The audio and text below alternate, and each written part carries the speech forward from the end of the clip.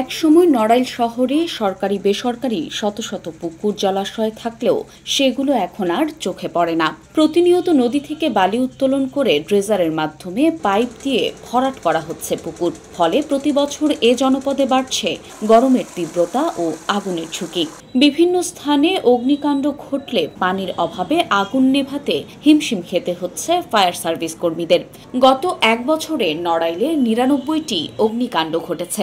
এতে ক্ষতি হয়েছে কয়েক কোটি টাকার। পুকুর বন্ধে সরকারিভাবে আইনের নিষেধাজ্ঞা থাকলেও নিয়ম নীতির তোয়াক্কা না করে পুকুর ও জলাশয় ভরাট করে নির্মাণ করা হচ্ছে বসতবাড়ি সহ বিভিন্ন স্থাপনা। গত এক দশকে নড়াইলে ভরাট করা হয়েছে অন্তত ৫ শতাধিক সরকারি বেসরকারি বড় বড় পুকুর ও জলাশয়। আমাদের নড়াইলে অনেক পুকুর ছিল, পুকুরগুলো সব ভরাট হয়ে গেছে। গরমের তীব্রতা প্রচুর, এই পুকুরগুলো বন্ধ করতে সব বালি দিয়ে ভরাট করে, এই বালিতে প্রচুর গরম আসে। যদি শহরে পুকুর থাকে তাহলে অগ্নি নির্বাপকের ক্ষেত্রে এই পুকুরগুলো অনেক উপকারে আসবে। আমাদের কমলমতি সন্তানরা পুকুরে সাঁতার শিখতে পারবে এবং পরিবেশের ক্ষেত্রেও পুকুর অনেক একটা সুন্দর ভূমিকা রাখে। সরকারের প্রতি আকুল আবেদন, সরকার যেন যে আইন আছে বিদ্যমান আইন যথেষ্ট, এই আইনটাকে প্রয়োগ করে অযথা পুকুর বন্ধ করা এবং গাছ কাটা যেন বন্ধ করা হয়। বিগত সময়ে আমরা দেখেছি এবং এখনও কম বেশি চোখে পড়ে যে বড় বড় পাইপ দিয়ে নদী থেকে বালি দিয়ে ওই পুকুর ভরাট করা হচ্ছে, বিভিন্ন খানাগর্ত ভরাট করা হচ্ছে, অনেক জলাশয় ভরাট করা হচ্ছে।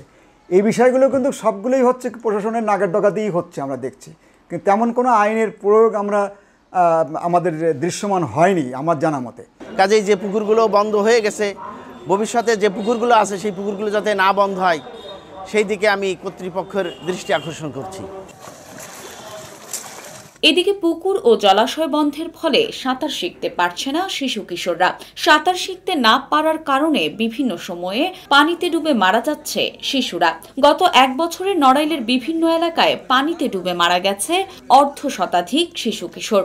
এর মধ্যে চিত্রা নদীতে গোসল করতে নেমে মারা গেছে অন্তত ১০ শিশু। বর্তমান প্রজন্ম যেরকম এই পুকুর না থাকার কারণে সাঁতার শিখতে পারছে না, প্রায় শোনা যায় দুর্ঘটনা যে পুকুরে ডুবে শিশুর মৃত্যু। এরকমভাবে যদি পুকুর ভরাট বন্ধ না করা হয় আগামীতে অনেক বেশি ঝুঁকিতে চলে যাবে বর্তমান প্রজন্ম। ছেলে মেয়েদের সাঁতার শেখানোর কোনো জায়গা নাই। আমার ব্যক্তিগত এটা আবেদন যে এই পুকুরগুলো আর যা আছে এগুলো ভরাট না করাই ভালো। পরের প্রজন্ম এরা সাঁতারগুলো শিখুক, কাজে লাগবে। পানির সংকটে অগ্নি নির্বাপনে ঝুঁকির মধ্যে পড়তে হচ্ছে। বাজার এবং ঘনবসতি এলাকায় পুকুর ভরাটে এখনই পদক্ষেপ নিতে হবে বলে জানালেন ফায়ার সার্ভিসের এই কর্মকর্তা। নড়াইলে ফায়ার সার্ভিস সিভিল ডিফেন্সের যে শহরে যে পুকুর বা জলাশয়গুলো ছিল এগুলো মানে খুব রিসেন্টলি এগুলো ভরাট হয়ে নতুন নতুন বিল্ডিং বা স্থাপনা হচ্ছে, যার দরুন ফায়ার সার্ভিসের যে কোনো শহরে অগ্নি নির্বাপনের ক্ষেত্রে অনেক বেগ পেতে হয়।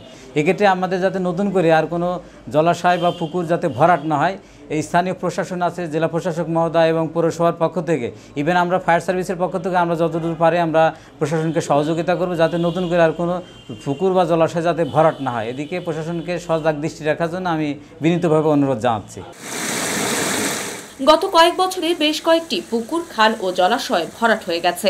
আর যাতে কোনো পুকুর ভরাট করতে না পারে সে বিষয়ে পদক্ষেপ নেওয়া হবে বলে জানিয়েছেন নড়াইলের জেলা প্রশাসক শারমিন আক্তার জাহান। আমাদের সলিডারিটার একটা প্রজেক্ট আছে, এই প্রজেক্টের কাজ হচ্ছে তারা বিভিন্ন জলাশয় খনন করে। আমি তাদের মাধ্যমে বেশ কয়েকটি পুকুর আমি খনন করিয়েছি। আর যে খালগুলো ভরাট হয়ে গিয়েছে বা খালগুলো হাজামাজা হয়ে গিয়েছে সেই খালগুলো ভরাটে খননের জন্য আমি কাজ করছি। কাজ অলরেডি আমি শুরু করেছি, ইতিমধ্যে শুরু করেছি। দেখা যাক, ইনশাল্লাহ আশা করি আমি সফল হব। নড়াইল পৌরসভার ৯টি ওয়ার্ডে ২২টি মৌজা নিয়ে গঠিত নড়াইল পৌরসভার আয়তন ২২ বর্গ কিলোমিটার। প্রায় ১.৫ লাখ মানুষের বসবাসের এই পৌরসভায় গত এক দশক আগে মোট পুকুরের সংখ্যা ছিল ৬৫০। গত এক দশকে ভরাট হয়েছে বড় বড় ৫ শতাধিক পুকুর। বর্তমানে এ পৌরসভায় পুকুর রয়েছে মাত্র ১২০টি।